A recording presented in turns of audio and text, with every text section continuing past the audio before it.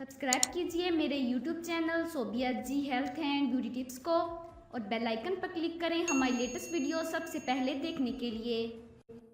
श्रीदेवी की नौजवान और बड़ी बेटी जानवी कपूर ने अपनी वालदा के इंतकाल के एक हफ्ते बाद इंस्टाग्राम पर जज्बाती और प्यार से भरा पैगाम शेयर किया, जिसे पढ़ते ही कई आंखें नम हो गईं। 20 साला जानवी कपूर ने अपनी वालदा को याद करते हुए पैगाम में मदाहों को अपने वालिदैन से मोहब्बत करने और उनका ख्याल रखने और उनकी कदर करने की गुजारिश की। जानवी कपूर ने अपने जज्बाती पैगाम का आगाज़ ही अपनी वालदा के इंतकाल के बाद महसूस होने वाले खालीपन से करते हुए लिखा कि वालदा के इंतकाल के बाद वो ख़ुद को तकलीफ में महसूस कर रही हैं, क्योंकि वो अब जान चुकी हैं कि उन्हें वालदा के बगैर ही ज़िंदा रहना है।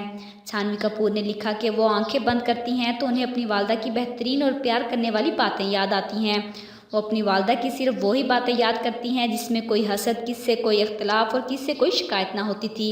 उन्होंने लिखा कि उनकी वालदा कभी भी किसी से हद और किससे इख्तलाफ रखने जैसे मामलात को समझ नहीं पाती थी, वो सिर्फ मोहब्बत करती थी। साथ ही जानवी कपूर ने मदाहों से ये गुजारिश की कि उनकी वालदा और वालिद के ताल्लुकात को मनफी न समझा जाए, बल्कि उनके रोमानवी ताल्लुकात को सही तौर पर समझने की ज़रूरत है।